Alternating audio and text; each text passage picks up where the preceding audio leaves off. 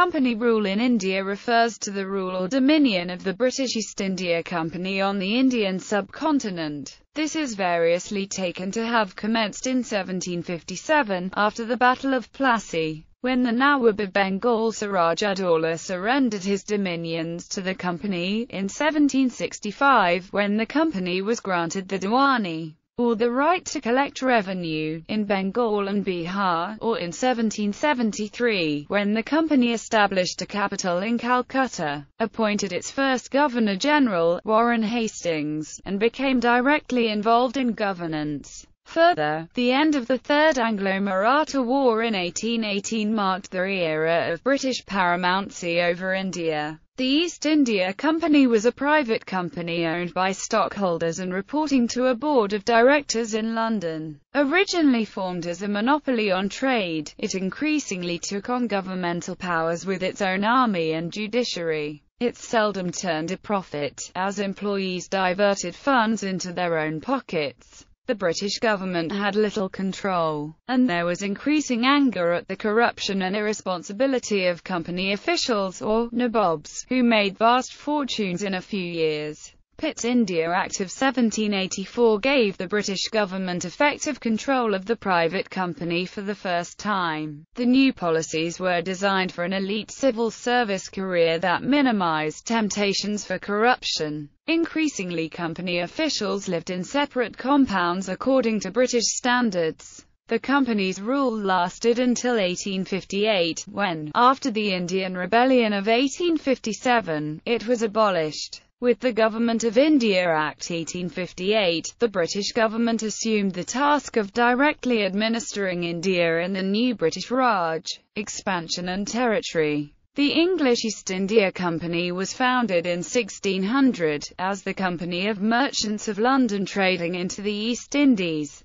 It gained a foothold in India with the establishment of a factory in Masulipatam on the eastern coast of India in 1611 and the grant of the rights to establish a factory in Surat in 1612 by the Mughal Emperor Jahangir. In 1640, after receiving similar permission from the Vijayanagara ruler farther south, a second factory was established in Madras on the southeastern coast. Bombay Island, not far from Surat, a former Portuguese outpost gifted to England as dowry in the marriage of Catherine of Braganza to Charles II, was leased by the company in 1668. 2 decades later, the company established a presence on the eastern coast as well, far up that coast, in the Ganges River Delta. A factory was set up in Calcutta. Since, during this time, other companies, established by the Portuguese, Dutch, French, and Danish, were similarly expanding in the region. The English company's unremarkable beginnings on coastal India offered no clues to what would become a lengthy presence on the Indian subcontinent. The company's victory under Andrea Bustamante and Robert Clive in the 1757 Battle of Plassey and another victory in the 1764 Battle of Buxar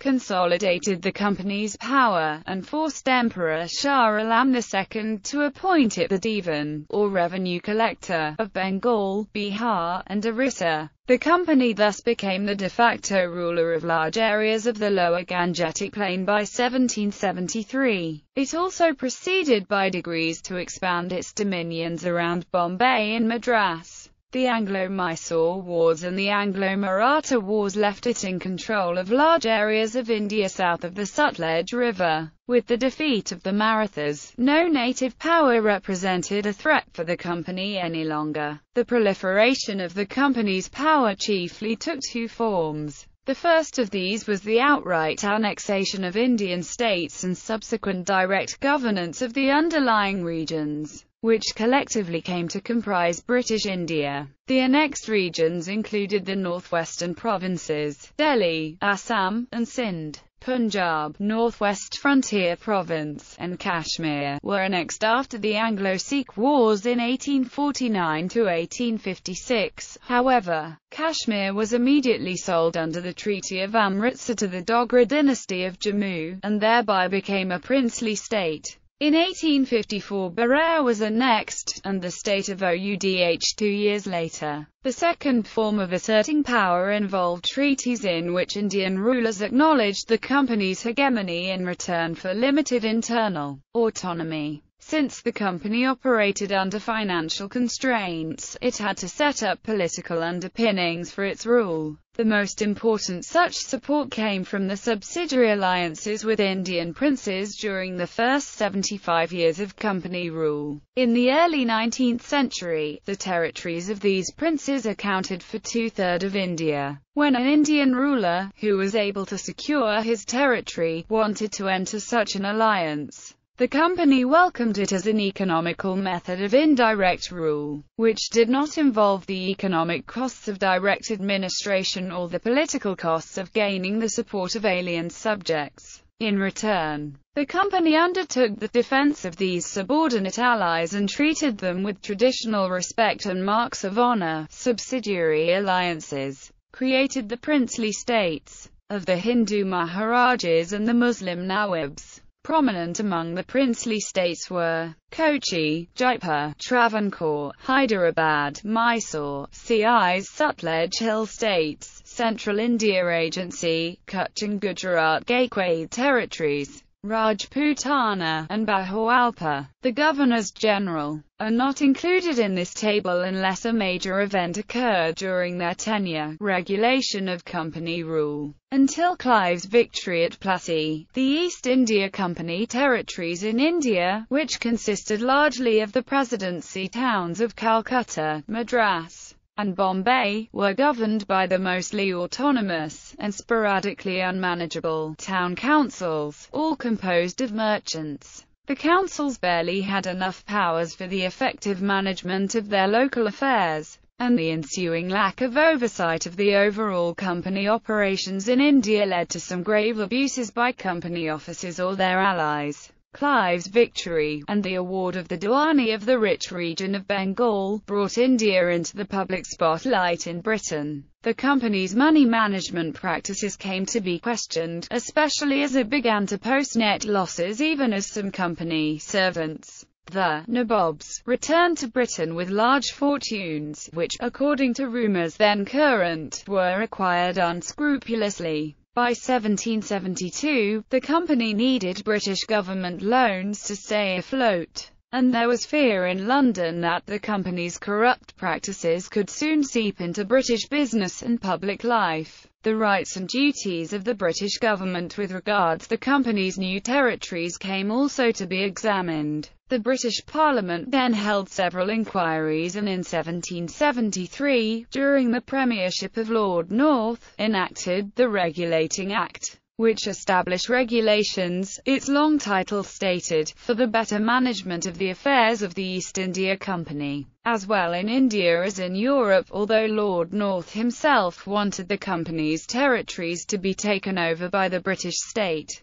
he faced determined political opposition from many quarters, including some in the City of London and the British Parliament. The result was a compromise in which the Regulating Act, although implying the ultimate sovereignty of the British Crown over these new territories, asserted that the company could act as a sovereign power on behalf of the Crown. It could do this while concurrently being subject to oversight and regulation by the British government and Parliament. The Court of Directors of the company were required under the Act to submit all communications regarding civil, military, and revenue matters in India for scrutiny by the British government. For the governance of the Indian territories, the Act asserted the supremacy of the Presidency of Fort William over those of Fort St. George and Bombay. It also nominated a Governor-General and 4 councillors for administering the Bengal Presidency. The subordinate presidencies were forbidden to wage war or make treaties without the previous consent of the Governor-General of Bengal in council, except in case of imminent necessity.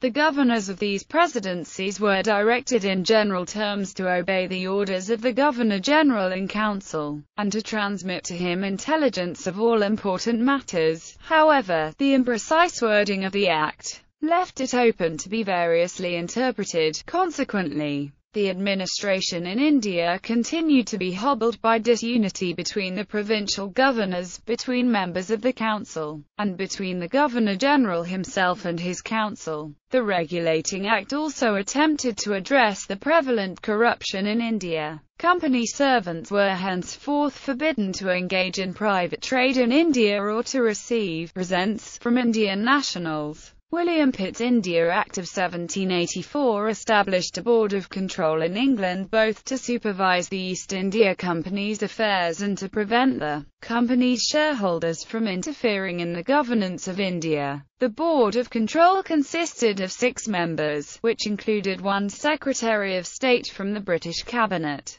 as well as the Chancellor of the Exchequer. Around this time, there was also extensive debate in the British Parliament on the issue of landed rights in Bengal, with a consensus developing in support of the view advocated by Philip Francis, a member of the Bengal Council and political adversary of Warren Hastings, that all lands in Bengal should be considered the estate and inheritance of native landholders and families, mindful of the reports of abuse and corruption in Bengal by company servants. The India Act itself noted numerous complaints that divers Rajas, zamindars, poligas, talukdars, and landholders had been unjustly deprived of their lands, jurisdictions, rights, and privileges. At the same time, the company's directors were now leaning towards Francis's view that the land tax in Bengal should be made fixed and permanent, setting the stage for the permanent settlement.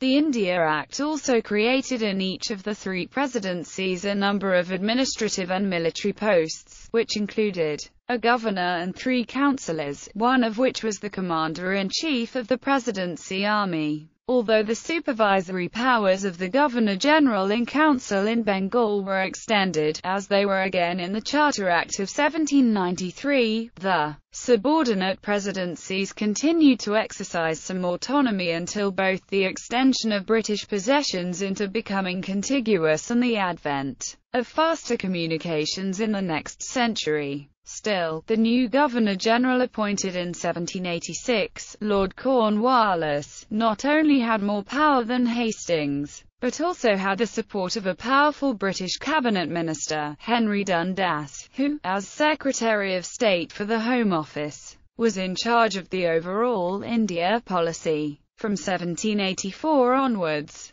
the British government had the final word on all major appointments in India. A candidate's suitability for a senior position was often decided by the strength of his political connections rather than that of his administrative ability. Although this practice resulted in many Governor-General nominees being chosen from Britain's conservative landed gentry, there were some liberals as well, such as Lord William Bentinck and Lord Dalhousie. British political opinion was also shaped by the attempted impeachment of Warren Hastings. The trial, whose proceedings began in 1788, ended with Hastings' acquittal in 1795. Although the effort was chiefly coordinated by Edmund Burke, it also drew support from within the British government. Burke accused Hastings not only of corruption, but, appealing to universal standards of justice, also of acting solely upon his own discretion, without concern for law, and of willfully causing distress to others in India. Hastings' defenders countered that his actions were consistent with Indian customs and traditions. Although Burke's speeches at the trial drew applause and focused attention on India, Hastings was eventually acquitted, due in part to the revival of nationalism in Britain in the wake of the French Revolution. Nonetheless, Burke's effort had the effect of creating a sense of responsibility in British public life for the company's dominion in India. Soon rumblings appeared amongst merchants in London that the monopoly granted to the East India Company in 1600, intended to facilitate its competition against Dutch and French in a distant region, was no longer needed. In response, in the Charter Act of 1813,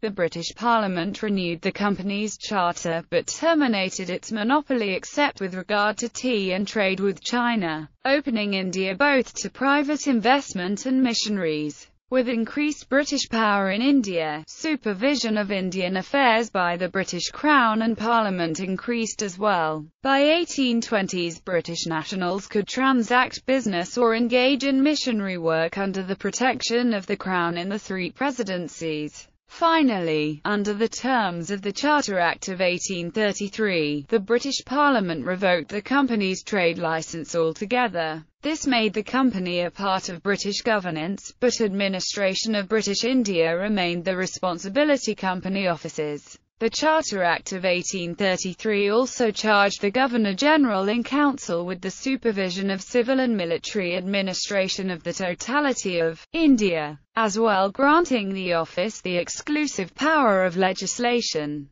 Since the British territories in North India had now extended up to Delhi, the Act also sanctioned the creation of a Presidency of Agra. With the annexation of Oudh in 1856, this territory was extended and eventually became the United Provinces of Agra and Oudh. In addition, in 1854, a lieutenant governor was appointed for the region of Bengal, Bihar and Odisha, leaving the Governor-General to concentrate on the governance of India.